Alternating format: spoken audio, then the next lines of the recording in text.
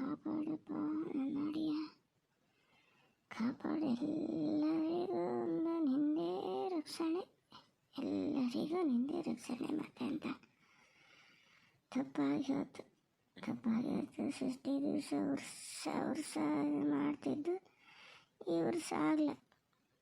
ಮುಂಚಿತಾಗಿ ಹೇಳ್ಕೊಂಡ್ಲೆ ಇಲ್ಲ, ಇವೆಲ್ಲ ಇವು ಒಂದು ವಾರದಲ್ಲೇ ಬಿದ್ದು ಹೋದ್ರು. ಹಾಗಾಗಿ ಹೇಳೋಕ್ಕಾಗಲ್ಲ, ಏನೋ ಹೊಟ್ಟೆ ಒಳಗೆ ಹಾಕಿಡಪ್ಪ. ಒಂದೇನು ವರ್ಷ ಯಾವ ಕಾರಣಕ್ಕೂ 60 ದಿವಸ ಪೂಜೆ ಮಾಡದೆ ಇರಲ್ಲ, ಮಾಡ್ತೀನಿ. ಎಲ್ಲ ಒಂದು ಸೇರಿದ್ದೆ ದೊಡ್ಡದು. ಆರು ಮಾಡಿ ನನ್ನ ಮಗ ಏನೋ ಒಂದು ವ್ಯವಹಾರ ಕೈ ಹಾಕೇನೆ, ಅದರಲ್ಲಿ ಏನೋ ತೊಂದರೆ ಆಗದೆ ಇದ್ದಂಗೆ ನೀನೇ ಕಾಪಾಡಿಕೊಡು.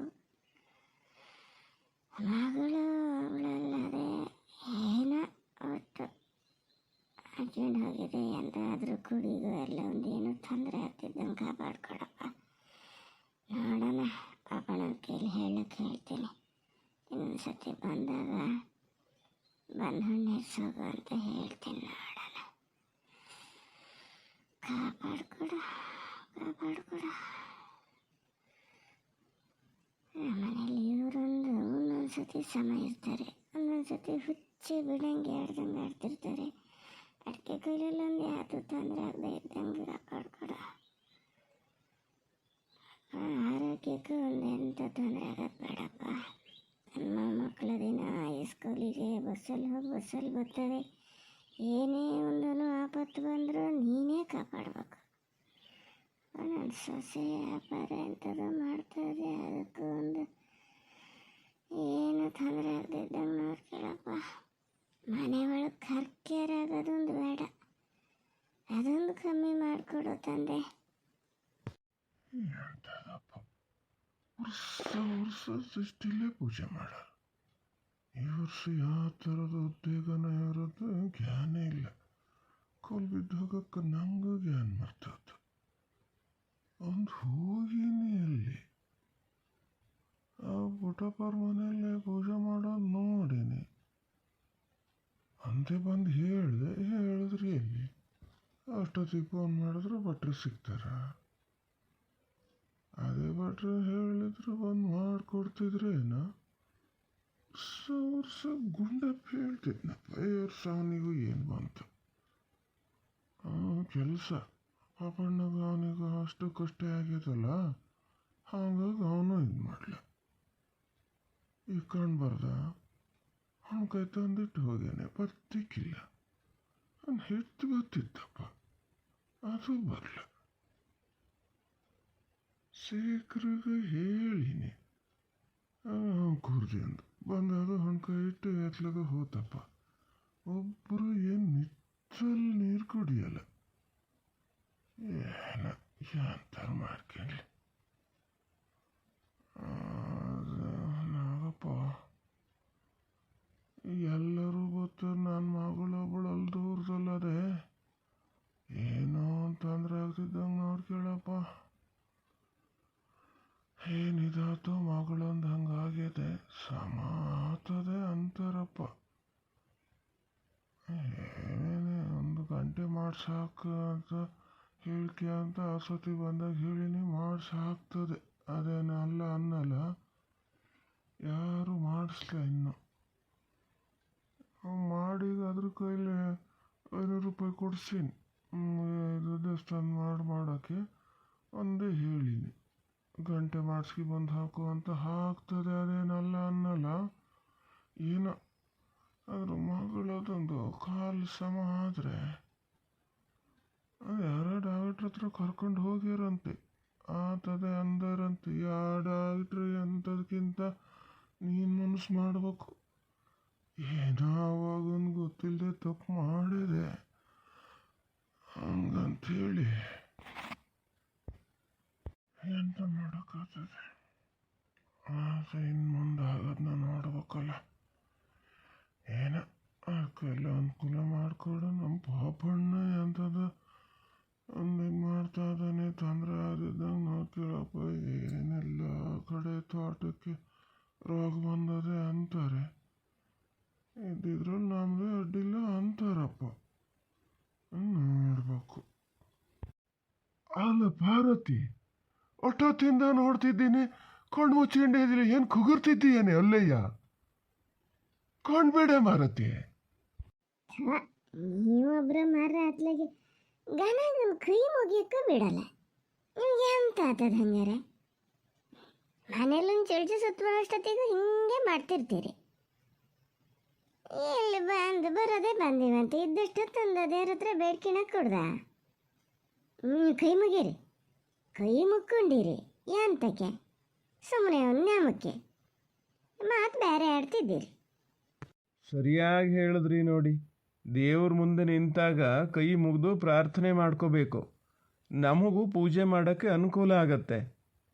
ನೀವು ಹೀಗೆ ಮಾತಾಡ್ತಾ ಇದ್ದರೆ ನಮಗೂ ಸ್ವಲ್ಪ ತೊಂದರೆನೇ. ನಡೆಯೋದನ ಅದಕ್ಕೆ ಹೇಳೋದು ಸುಮ್ಮನೆ ನಿಂತ್ಕೊಳ್ಳಿ ಅಂತ. ಅಲ್ಲ ಅಯ್ಯ, ನೀವು ಹಾಗೆ ಮಾತಾಡ್ತಿರಲ್ಲ. ಇದು ಒಳ್ಳೆ ಕಥೆ ಅಂತ. ಇಷ್ಟೊತ್ತು ಸುಮ್ಮನೆ ನಿಂತ್ಕೊಂಡಿದ್ದೆ. ಕೊಲ್ಲವಿದ್ದಕ್ಕೆ ಅಮ್ಮ ಮಾರ ಇದೆಲ್ಲಿ ನೋಡಿದ್ರು ನೀವು ಏನಂತಿದ್ರ? ಕಣ್ಣು ಮುಚ್ಕೊಂಡು ಏನು 1 ಗಂಟೆ ಆತ ಬಂದಂಗೆ ಬಂದದ್ರಿ. ಕಗಡಿಕೆ ಕೂಗಿರೋ ಒಳ್ಳೆ ದಿಡ್ಡನ್ ಬಿದ್ರಿ ಏನು ಗೊತ್ತಿ ಸಾಯೋದು. ಹಂಗಾಗಿ ಹೇಳಿದೆ ನಿಮಗೆ ತೊಂದರೆ ಅಂತ ನಿಮ್ಮಷ್ಟಕ್ಕೆ ನೀವು ಪೂಜೆ ಮಾಡ್ಬೋದ? ಕೆಲಸ ಎಂತ ನಿಮ್ಮ ಕೈಲೂ ಪುಸ್ತಕ ಅದೆಯಾ? ಹಾಂ, ಮತ್ತೆ ಅಂತ ಬಿಡಿ. ನಮ್ಮ ಕಾಲದಲ್ಲೆಲ್ಲ ಅವರು ರಾಗಾಯಿ ಬತ್ತಿದ್ರಲ್ಲ, ಪುಸ್ತಕ ಹಿಡ್ಕೊತಿರ್ಲ. ಬರ್ಬೇಕಾದ್ರೆ ಮಂತ್ರ ಹೇಳ್ತಾನೆ ಬರೋರು. ಅವಾಗೆಲ್ಲ ಇಷ್ಟು ದೊಡ್ಡ ದೇವಸ್ಥಾನ ಎಂತ ಎಲ್ಲ ಎಲ್ಲಿ ಮರಣ ಬುಡದಲ್ಲಿ ಕಲ್ಲು ಅವನ್ನೆಲ್ಲ ಬಿಡಿಸಿ ಚೊಕ್ಕ ಮಾಡ್ಕೊಳಕ್ಕೆ ಪಾಪ ಅವ್ರಿಗೆ ಸುಮಾರು ಹೊತ್ತು ಬೇಕಾತಿತ್ತು. ವರ್ಷಕ್ಕೆ 2-3 ಸತಿ ಎಲ್ಲಾರು ಪೂಜಾ. ಅವರು ಆ ಕಲ್ಲು ಚೊಕ್ಕ ಮಾಡೋಷ್ಟೊತ್ತಿಗೂ ಮಂತ್ರ, ಪುಸ್ತಕ ಎಂಥದ್ದು ಇರ್ತಿರ್ಲಪ್ಪ. ಬಾಯಲ್ಲಿ ಮಂತ್ರವನ್ನು ತಪ್ಪೋಕಿರ್ಲ. ನಾವು ಎಂತ ಹಿಂಗೆ ಮಾತಾಡೋಕೆ ಶುರು ಮಾಡಿದ್ರೆ ಕೊಂಡ್ಬಿಟ್ಟು ನೋಡೋರು ಒಂದು ಸತಿ ಒಳ್ಳೆ ಸುಮ್ಮನೆ ಹಾಕಿತ್ತಿದ್ದು. ಕಾಡಿಗೆ ಮತ್ತು ಸ್ವಲ್ಪ ಹೊತ್ತಿಗೆ ಮಾತಾಡೋದೆ. ಆದರೂ ಮಂತ್ರ ತಪ್ತಿರ್ಲ ಅವರು. ಕೊಂಡ್ಬಿಟ್ಟು ನೋಡೋದು ಮತ್ತು ಪೂಜೆ ಮಾಡೋದು, ಮತ್ತು ಮಾತಾಡೋಕ್ಕೂ ಇರಲ್ಲ ಮಜ್ಜಿಗೆ. ಹಾಗಾದರೆ ನೀವೀಗ ಹೇಳ್ತಾ ಇರೋದೇನೋ ನಾನು ಮಾತಾಡಿದ್ದೇ ತಪ್ಪಾಯಿತು ಅಂತಲಾ? ಇರಲಿ ಬಿಡಿ, ಮಾತಾಡಬೇಡಿ ಅಂತ ಹೇಳಿದ ಮೇಲೆ ಮತ್ತೆ ಮಾತು ಜಾಸ್ತಿ ಆಗ್ತಾ ಇದೆ. ಅಲ್ಲ ನಿಮಗಾಗಿ ಹೇಳಿದ್ದಲ್ಲ, ಹೇಳೋದು ಹಾಗೆ ಒಂದೊಂದ್ಸರಿ ತಮಾಷೆ ಮಾಡೋದು. ನೀವೇ ಅಂತ ತಿಳ್ಕೊಬೇಡಿ ಅಯ್ಯ, ಇವರು ಮಾತಾಡೋದು ಹಿಂಗೆ ಅಷ್ಟೇಯ. ಇಲ್ಲ, ತಿಳ್ಕೊಳ್ಳೋದೆಲ್ಲ ಏನೂ ಇಲ್ಲ. ನಮಗಿವೆಲ್ಲ ಅಭ್ಯಾಸ ಆಗಿದೆ. ತುಂಬ ಕಡೆ ಪೂಜೆಗೆ ಹೋಗ್ತಿರ್ತೀವಲ್ಲ, ಒಬ್ರೊಬ್ಬರು ಒಂದೊಂದು ರೀತಿ ಮಾತಾಡ್ತಾರೆ.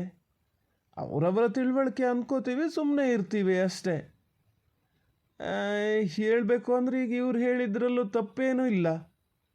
ಹಿಂದಿನವರಿಗೆಲ್ಲ ತುಂಬ ವರ್ಷ ಸರ್ವೀಸ್ ಇರ್ತಿತ್ತು, ಮಂತ್ರ ಸರಾಗವಾಗಿ ಬರ್ತಿತ್ತು ಬಾಯಲ್ಲಿ, ಹಾಗಾಗಿ ಹೇಳ್ತಾ ಇದ್ರು. ನಾವು ಇತ್ತೀಚೆಗೆ ಪೂಜೆ ಶುರು ಮಾಡಿದ್ದು. ಈಗ ಅಂದ ಮಾತ್ರಕ್ಕೆ ಮಂತ್ರ ಬರೋದೇ ಇಲ್ಲ ಅಂತೇನಲ್ಲ, ಮಧ್ಯದಲ್ಲಿ ತಪ್ಪು ಹೋಗಬಾರ್ದಲ್ಲ, ಅದಕ್ಕೆ ಪುಸ್ತಕ ಹಿಡ್ಕೊಳ್ಳೋದು. ಅರ್ಥ ಆಯ್ತಾ ಗೌಡ್ರೆ? ನಂಗೆ ಅರ್ಥ ಆಯ್ತು. ಯಾಂತಕ್ಕೂ ಈಗ ನಂಗೆ ಮಾತಾಡಬೇಡಿ ಅಂತ ಹೇಳಿ ನೀವೇ ಮಾತಾಡ್ತಿದ್ದೀರಪ್ಪ. ಮಾತಾಡ್ತಾ ಇದ್ರಿ, ನಾ ಮಾತಾಡ್ದಾರ ಒಂದು ಪಕ್ಷ ನೀವು ಅಲ್ಲಿ ನಿಮ್ಮ ಕೆಲಸ ನೀವು ಮಾಡ್ತಿರ್ಬೋದು. ನೀವೇ ಮಾತಾಡಿದ್ರೆ ಅಲ್ಲಿ ಹೆಂಗೀಗ ಮಂತ್ರ ಹೇಳೋದು ಹೆಂಗೆ? ಸ್ವಲ್ಪ ಸುಮ್ಮನೆ ನಿಂತ್ಕೊಳ್ಳಿ, ಏನು ಅವ್ರು ತಿಳಿದಂಗೆ ಮಾಡ್ತಾರೆ. ನಿಮ್ಗೆ ಎಂತ ಇವತ್ತ? ಸ್ವಲ್ಪ ಹೊತ್ತು ಮಂತ್ರ ನಿಲ್ಲಿಸ್ದೆ ಗೌಡ್ರೆ. ನಿಮಗೆ ಹೇಳಬೇಕಿತ್ತಲ್ಲ ನಾನು ಹೇಗೆ ಏನು ಅಂತ. ಈಗ ಮಾಡ್ತೇನೆ, ನಾನು ಪೂಜೆ ಮಾಡಿದ್ರೆ ಸರಿಯಲ್ಲ. ಹ್ಞೂ ಅಯ್ಯ, ಮಾಡಿ ನೀವು ಪೂಜೆ ಮಾಡಿ. ನಮ್ಮ ಮನೇಲಿ ಇವ್ರದ್ದು ಇದ್ದಿದ್ದೇ ಮಾರ. ಹ್ಞೂ ಅಯ್ಯ, ನೀವು ಪೂಜೆ ಮಾಡಿ ಗೊತ್ತಿರ್ತದೆ. ನಾವೇನು ಹೇಳ್ಕೊಡೋದೇನು ಬೇಡ. ಹಂಗಂತೇಳಿ ನಮ್ಗೇನಾರು ಹೋಗಲು ಇದು ಮಾಡೋಕ್ಕೆ ಬರ್ತದನ್ನು ಸುಮ್ಮನೆ ಹಿಂಗೆ ತಮಾಷೆಗೆ ಹೇಳಿದೆ. ಒಂದು ಲೆಕ್ಕಕ್ಕೆ ನಮ್ಮ ಪಾಪಣ್ಣ ಅನಿಲ್ ಹುಡುಗ ಗುಂಡಪ್ಪ ಇವರೆಲ್ಲ ಮಾಡಿದ್ದೆ ಸಮ ನಡಿಲಿ ಹಣ್ಕಾಯಿ ತಂದು ಇಟ್ಟಾರೆ ಹೋಗ್ಯಾರೆ. ಎಲ್ಲಿ ಅಂತ ಪಂಚಾಯತ್ಗೆ ಹೊಡಿತಾ ನಿಂತಾರ ಇನ್ನು ಅಂತದ. ಹೌದಲ್ವಾ, ಎಲ್ಲಿ ಹೋದ್ರು ಎಲ್ಲ? ಇಲ್ಲ ಇಲ್ಲ ಅದ ಗುಂಡಪ್ಪಣ್ಣ ಬಂದು ಹಣ್ಕಾಯಿ ಇಟ್ಟು ಅವ್ರ ಮನೆಗೆ ಹೋದ್ರು. ಈಗ ಸೀತೆಗೆ ಕೆಲಸ ಆಗಿರ್ಲಂತೆ, ಹಣ್ಕಾಯಿ ಹಾಲು ಒಂದು ಕೊಟ್ಟು ಬಲ್ಲಿ ನಾನು ಕಡಿಗೆ ಹೋಗ್ತೀನಿ ಅಂತ ಹೇಳಿತ್ತಂತೆ. ಹಾಗಾಗಿ ಅವ್ರು ಬಂದರು. ಅವ್ರ ಮನೇಲಿ ಗಂಡ ಹೆಂಡತಿ ಇಬ್ಬರೇ ಇರೋದಲ್ಲ, ಚಪ್ರದಲ್ಲಿ ಅಡಿಕೆ ಅದಾವನ, ಹಾಗಾಗಿ ಒಬ್ಬರು ಬಂದರು ಒಬ್ಬರು ಅಲ್ಲಿ ಇರ್ಬೇಕು. ಇವ್ರಿಗೆ ಹೋಗ್ಯಾರ ಸೀತ್ ಬರ್ತದೇನ. ಇದು ನಮ್ಮ ಪಾಪಣ್ಣ ಅನಿಲ ಎಲ್ಲ ಎಂಥದೋ ಮಾತಾಡೋಕ್ಕೆ ಅಂತ ಹೋದ್ರು ಮರ. ಒಂದಕ್ಕೊಂದು ಸುಸೂತ್ರ ಆಗಲ್ಲ. ಈ ಒಂದು ಸಣ್ಣಕ್ಕೊಂದು ಇದು ವ್ಯವಹಾರ ಮಾಡೋಣ ಅಂತ ಶುರು ಮಾಡ್ಕೊಂಡಾರೆ. ಈಗ ಲಗ್ತಾಗಲ್ಲ. ಹಾಗಾಗಿ ಅದೇ ಎಂಥದೋ ಒಂದು ಮಾತುಕತೆ ಆಡಿ ಬರೋಣ ಅಂತೇಳಿ ಹೋದ್ರೆ ಏನೋ ಕೊನೆ ತೆಗಿಬೇಕು ಮರ, ಎಲ್ಲ ತೆಗೆದು ಇದು ಮಾಡಾತು. ಹಂಗಾಗಿ ಗಡ್ಬಿಡಿ ಅವರಿಗೂ ಎಲ್ಲ ಬತ್ತಾರೆ ಹೇಳೋಗೇನೆ ಪಾಪಣ್ಣ ಪೂಜೆ ಆಗಷ್ಟೊತ್ತಿಗೆ ಬರ್ತೀನಿ ಅಂತ. ಅಲ್ಲ, ಆಗಲೇ ಕೇಳಬೇಕು ಅಂದ್ಕೊಂಡೆ ಮರ್ತೋಯ್ತು. ಅನಿಲನ ಮನೆ ಆ ಕಡೆ ಹೊಳೆ ಆಚೆ ಅಲ್ಲ, ಅವನು ಇಲ್ಲಿ ಯಾಕೆ ಬರ್ತಾನೆ? ಇಲ್ಲೆಲ್ಲಾದರೂ ಅವನ ಜಮೀನಿದೆಯಾ? ಹಣ್ಕಾಯಿ ಕೊಡ್ತಿದ್ದಾನಲ್ಲ.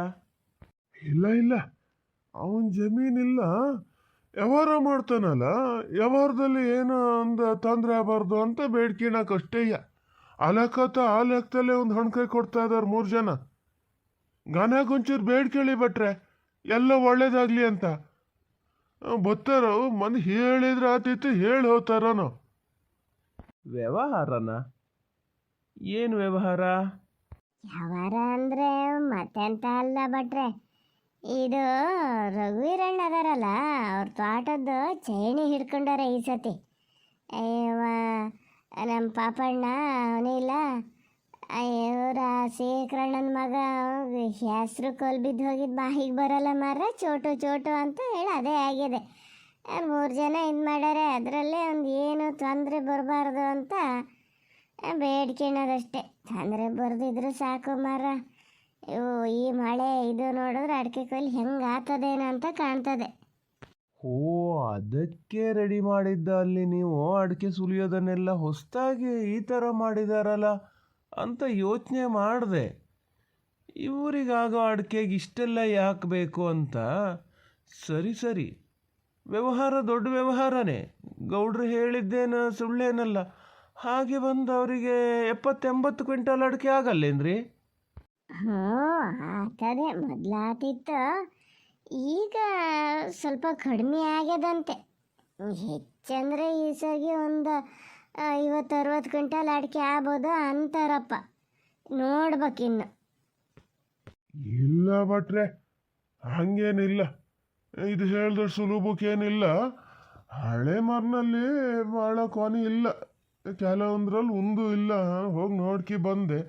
ಸಸಿ ದೊಡ್ಡದಲ್ಲಿ ಗನಾಗದಿರ್ರಿ, ಆತದೆ. ದೇವ್ರು ನಡ್ಸ್ಕೊಂಡಾದ್ರೆ ಗನಾಗೆ ಆಗ್ತದೆ. ಈಗ ಎಂತಾರಾಗಲಿ ನೀವು ಪೂಜೆ ಮಾಡಿ ಹೇಳ್ತೀನಿ. ಮಂತ್ರ ಎಲ್ಲಾರು ತಪ್ಪೋಗಿರಿ ಕಡಿಕೆ. ಅಲ್ಲ, ನೀ ಎಂತಕ್ಕೆ ಸಿಟ್ಟು ಮಾಡ್ತೀಯ? ತಮಾಸ್ಕಿಗೆ ಹೇಳಿದ್ದಲ್ಲನೆ. ಹಂಗ ಇವರು ನೋಡ್ತಾ ಭಾಳ ದಿನ ಆಗ್ಯದ ತಮಾಸ್ಕಿ ಮಾಡ್ತಿರ್ತೀನಿ. ಅವ್ರೇನು ಬೇಜಾರು ಮಾಡ್ಕೊಂಡಲ್ಲ, ಸುಮ್ಮನಿರು. ಓಹೋ, ನಿನ್ನ ಸ್ನೇಹಿತಗಾತಾರೆಲ್ಲ ಬೊತ್ತ ಅದಾರಲ್ಲ, ಇನ್ನೇನು ಮಾತಿಗೆ ಸಿಕ್ಕಲ್. ಓಹೋ, ಸೇಕನ್ ಹೆಂಡತಿ ಅಂತಕ್ಕೆ ಗೊತ್ತಾದೆ. ಮಗನೇ ಇದಕ್ಕೆ ಹಣ್ಕಾಯಿ ಕೊಡೋಕ್ಕೇನು. ಓ, ಈ ಸರಿ ಸುಮಾರು ಜನ ಭಟ್ರೆ.